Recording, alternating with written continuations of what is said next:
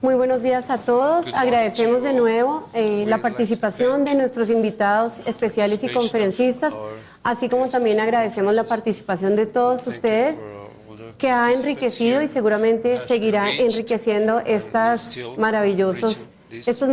temas. Y con el tema que vamos a iniciar a continuación, lo hemos denominado la ecología autoinmune. Por ende, queremos hablar primero qué es ecología. La ecología es una ciencia que estudia las relaciones que se establecen entre los seres vivos y el entorno que los rodea. Muchas veces cuando escuchamos hablar de ecología, creemos que se refiere solo a una parte de todos los ecosistemas, y es decir, a la parte de la naturaleza o de los animales o de los vegetales, pero en realidad ecología involucra a todos los seres y sistemas que estamos involucrados. Y por ende, la ecología humana nos habla de las conexiones del individuo o de la población con el ecosistema. Hemos querido llamar ecología autoinmune a todas aquellas interacciones que hay entre el individuo y el medio ambiente. Muchas de ellas, estas relaciones pueden ser estocásticas y que van a influir sobre el riesgo de desarrollar o no alguna enfermedad, en este caso, las que nos competen, las enfermedades autoinmunes. Los niveles de organización en la ecología o el espectro ecológico van desde los genes hasta las comunidades, pasando por todos estos componentes, tanto en el componente biótico como en el componente abiótico que influyen en ellos, es decir, los elementos físicos, los elementos químicos, y finalmente todos estos van a influir en sus respectivos sistemas, como el sistema genético, pasando por todos los sistemas celulares, de órganos, de organismos, y finalmente llegando a las poblaciones y al que llamamos ecosistema. Cuando hablamos de factores medioambientales, y es un tema de gran interés, se agrupan una gran cantidad de ellos, pero en realidad el medio ambiente tiene que ver con muchos aspectos y es muy amplio, y dentro de ellos encontramos los aspectos políticos, los aspectos normativos, tecnológicos, no solamente los agentes físico-químicos, también están las infecciones, las vacunas, amplio tema que será discutido en la siguiente conferencia por nuestro invitado, el doctor Yehuda Schoenfeld. Los estilos de vida son parte de estos factores medioambientales y los factores psicológicos y psicosociales. Hoy vamos a hablar entonces de cómo algunos de estos factores en general denominados medioambientales y que participan en la ecología influyen en desarrollar o no una enfermedad autoinmune. Y de los que vamos a tratar de hablar, vamos a abordar algunos agentes químicos y algunos estilos de vida. Ya más adelante el doctor Schoenfeld nos ampliará el tema de las infecciones y de la vacuna. Es conocido que varios agentes genéticos o factores genéticos son compartidos por individuos que tienen enfermedades autoinmunes, pero también hay un amplio estudio de factores medioambientales a los cuales los individuos pueden ser expuestos y que se comparten, siendo un único factor ambiental que favorezca el desarrollo de diversas enfermedades autoinmunes. Estudiar el medio ambiente no es fácil y hay grandes dificultades como las vemos aquí listadas, ya que es difícil eventualmente demostrar que la enfermedad remita al retirar el agente o la exposición al agente medioambiental. No hay gran cantidad de métodos estandarizados para poder realizar este tipo de estudios. No hay buenas bases de datos y además es muy costoso realizar en grandes cantidades de poblaciones la evaluación a factores medioambientales específicos y particulares. Los mecanismos por los cuales diferentes factores del medio ambiente favorecen el desarrollo de autoinmunidad son muy amplios, algunos desconocidos, pero se cuentan con varias hipótesis que tratan de explicar de alguna manera por qué factores del medio ambiente pueden favorecer el desarrollo de una enfermedad autoinmune. Dentro de ellos, hoy listamos 3 de ellos, como es la alteración de la tolerancia inmunológica, las activaciones del sistema inmune y en algunos de ellos el mimetismo molecular. Aquí vemos un listado de algunos ejemplos de cómo el sistema inmunológico y particularmente las vías de la tolerancia se ven alterados, y dentro de ellos tenemos ejemplos de alteración por medio de la hipótesis del apteno cuando están expuestos los individuos a algunos medicamentos, otros en los cuales hay interferencia con los mecanismos de tolerancia, otros en los cuales hay muerte celular, que es el proceso denominado apoptosis, y estos cuerpos no son del total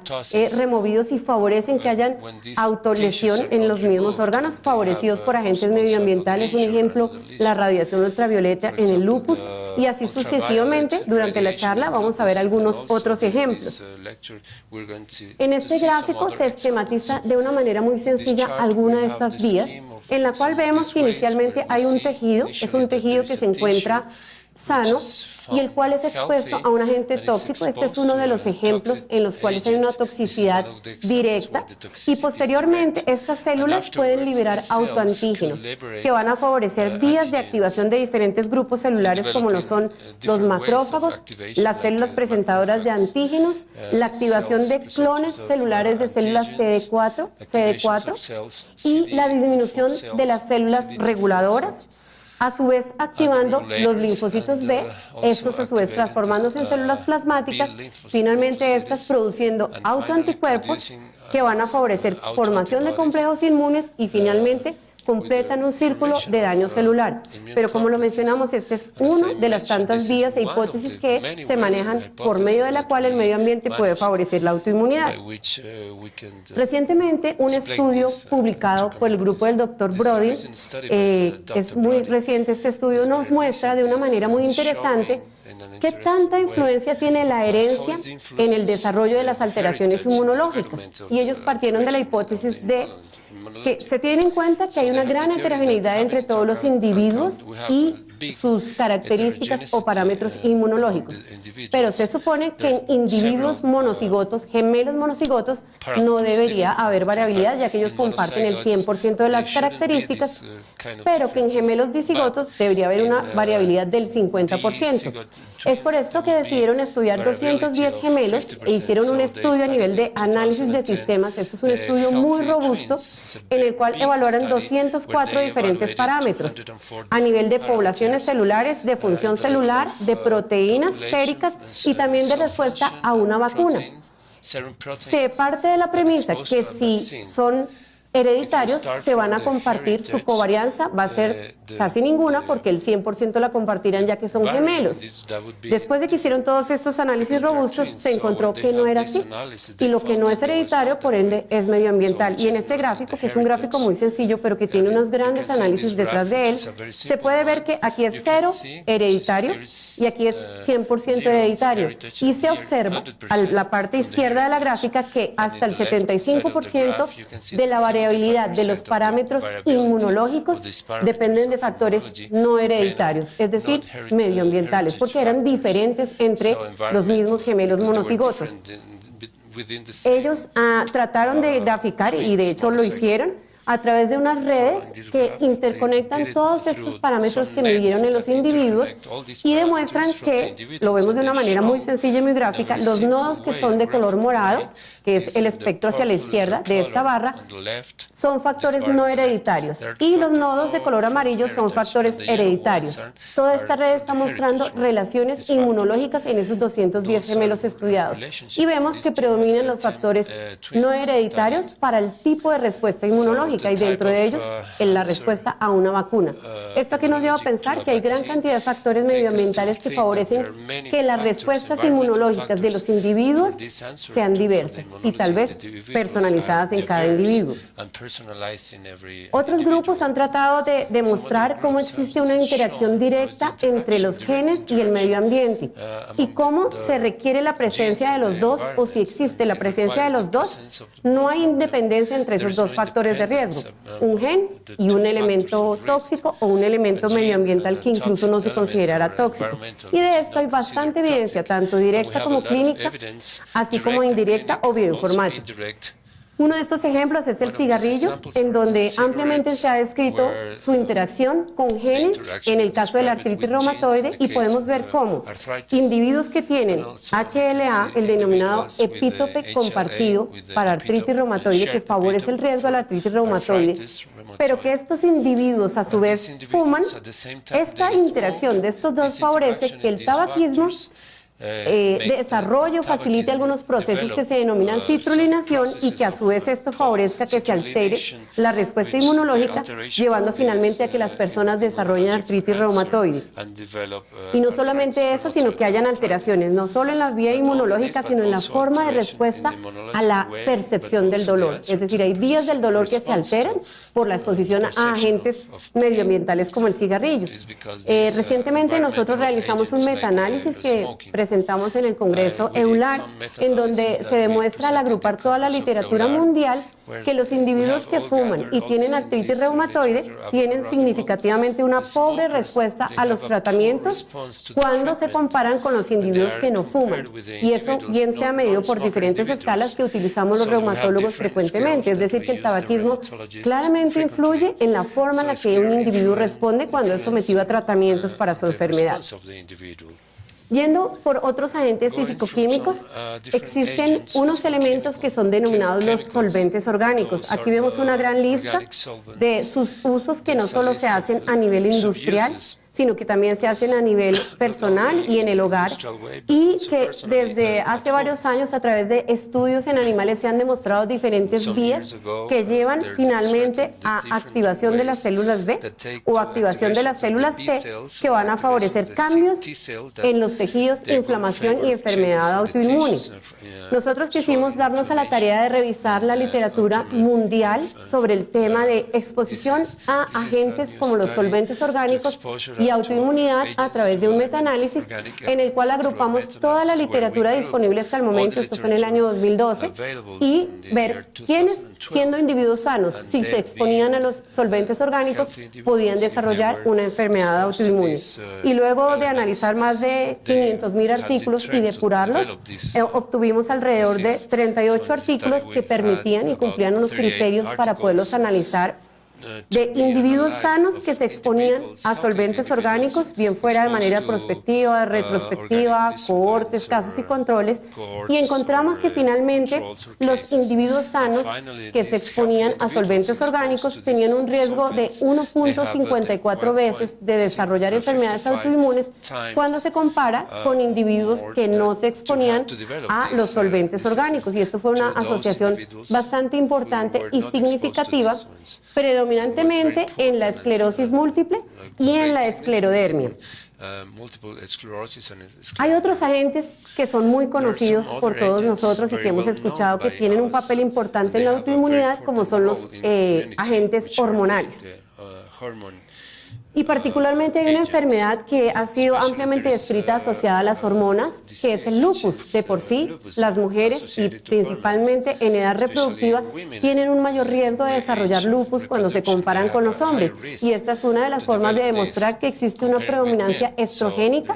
en los factores de riesgo de desarrollar estas alteraciones inmunológicas. Nosotros quisimos desarrollar el año pasado un nuevo metaanálisis analizando en esta oportunidad todos los estudios que mostraran exposición de individuos sanos a hormonas y que estos individuos pudieran o no desarrollar enfermedades autoinmunes. Y después de hacer igualmente una búsqueda muy depurada y muy extensa, pudimos encontrar que existe una asociación significativa, en esta oportunidad, el riesgo de una paciente sana, de estas que fueron incluidas en los estudios y en grandes cohortes, especialmente las cohortes de las enfermeras en Estados Unidos, quienes tenían un riesgo de 1.96 veces de desarrollar lupus cuando se comparaba con aquellas pacientes que no habían sido expuestas a terapia de reemplazo hormonal, teniendo en cuenta que esta terapia se utiliza en la edad perimenopáusica o posmenopáusica, que no es una edad frecuente para el desarrollo o la presentación del lupus. Pero también encontramos una asociación limítrofe, si bien no del todo significativa, cuando las pacientes se exponen al uso de anticonceptivos orales. Y estos resultados fueron publicados el año pasado. Hemos pasado un vistazo o un panorama muy general y vamos a llegar finalmente a estos factores, que son factores muy comunes y a los cuales todos nos exponemos muy frecuentemente, o la gran mayoría de la población, como son el café, el alcohol y el tabaco. Y vamos a utilizar el ejemplo de una de las enfermedades autoinmunes más frecuentes, como lo es la artritis reumatoide. De antemano quiero aclarar que no estamos invitando al público a que consuma los factores que parecieran ser protectores, como lo es el alcohol, porque en varios estudios se ha demostrado que existe una relación opuesta. ¿Y cómo se ha demostrado? Hay un estudio muy reciente del año pasado del Dr. Lu y colaboradores que decidieron evaluar las grandes cohortes de enfermeras en Estados Unidos seguidas a lo largo de más de 5 décadas, en los cuales ellas fueron diligenciando cuestionarios de cuánto alcohol consumían, pero a su vez, dentro de todo el gran cuestionario que les hicieron a estas enfermeras y lo siguieron a lo largo del tiempo, se detectaron casos de artritis reumatoide. Estos investigadores decidieron comparar aquellas que tenían artritis reumatoide frente a aquellas que nunca desarrollaron artritis reumatoide y evaluar qué niveles de alcohol consumían. ¿Y qué encontraron ellos? Después de hacer un seguimiento de una densidad de 1.9 millones de personas año y 1.7 personas año en la primera y la segunda cohorte, encontraron tanto 580 casos como 323 casos respectivamente en esas cohortes de pacientes que desarrollaban artritis reumatoide, pero que no consumían alcohol. Eso lo hicieron después con un análisis multivariado y encontraron que quienes consumían de 5 a 9.9 gramos al día, esto era informado a través de cuestionarios, tenían un factor de asociación opuesta de 0.78, es decir, no es fácil hablar aquí de un factor protector, pero estos investigadores en su discusión ilustran muchos de los artículos en los cuales se ha tratado de demostrar que el alcohol tiene ciertamente una influencia tanto en los factores hormonales, tal vez disminuyendo algunos de la preponderancia estrogénica y favoreciendo unos androgénicos, así como otros inmunológicos. Otro ejemplo muy interesante es el café, y aquí sí, lamentablemente la asociación es una asociación directa, en la cual unos autores también recientemente hicieron un metaanálisis donde evaluaron a 1.279 casos de pacientes con artritis reumatoide y los compararon con 133.000 controles a lo largo de todas las publicaciones que se han descrito sobre este tema. Y encontraron que existía una asociación, aquí vemos en este resultado del Forest Plot, de 2.42 veces el riesgo de desarrollar artritis reumatoide en los individuos que se exponían a café, de acuerdo a unos cuestionarios también, cuando se comparaba con aquellos individuos que no tenían ingesta de café. Sin embargo, los autores discuten allí que hay dificultades metodológicas para medir esto, ya que hay varios sesgos de recuerdo, sesgos de la medición, ya que todas estas medidas han sido obtenidas por cuestionarios. Pero en su discusión se soportan con varios artículos científicos desde el punto de vista básico y biológico que se han hecho a través de animales y células en donde se demuestran varias de las interacciones de la cafeína y de muchos de los otros productos del café con las alteraciones celulares y de las vías inmunológicas que pudieron favorecer la autoinmunidad.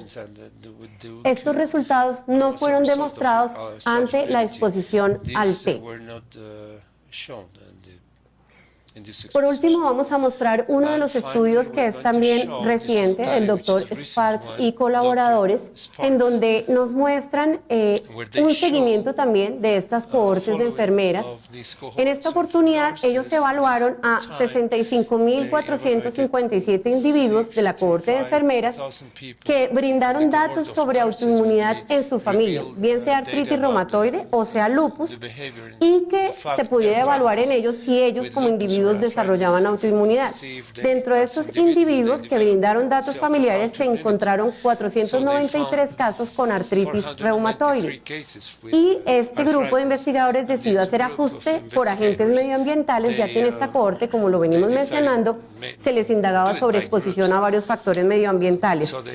E hicieron estadísticamente un cálculo del riesgo atribuible a la población de desarrollar artritis reumatoide. Todos sabemos que la artritis reumatoide tiene un componente genético importante que se ha demostrado también a través de estudios genéticos en gemelos monocigotos, dicigotos y en familias,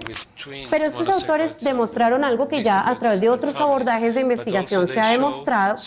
y es que los factores no modificables, es decir, aquellos hereditarios, que aquí los midieron indirectamente a través de presencia o ausencia de autoinmunidad en su familia, bien sea lupus o artritis reumatoide, correspondían al 21% del riesgo atribuible a la población, mientras que la unión de algunos factores medioambientales como es fumar, baja ingesta de alcohol, incremento del índice de masa corporal, que indirectamente lleva a obesidad detrás, la definición de esta variable, nuliparidad o lactancia materna menor de 12 meses. Estos en conjunción, que son todos factores medioambientales y que sí pudieran ser modificables, correspondían al 41% del riesgo atribuible a la población. Es decir, nuevamente a través de estos últimos 3 ejemplos vemos cómo en una enfermedad frecuente como lo es la artritis reumatoide existe una participación muy importante de lo que denominamos la ecología autoinmune. Y ya para terminar y darle la continuación de la palabra al doctor Yehuda Schoenfeld, nos quedan algunos interrogantes y que seguramente en el momento de la rueda de prensa y de la mesa redonda los seguiremos teniendo, y es un campo con mucha incertidumbre que requiere precisión, y en eso trabajamos todos los que investigamos en esta área. Que hay bastante déficit en los diferentes estudios que se vienen realizando, tanto de exposiciones directas como indirectas. Consideramos que es muy importante evaluar factores comunes que favorezcan el desarrollo de las enfermedades autoinmunes e idealmente analizar no solamente factor por factor, sino un factor frente a varias enfermedades autoinmunes, es decir, agruparlas a todas,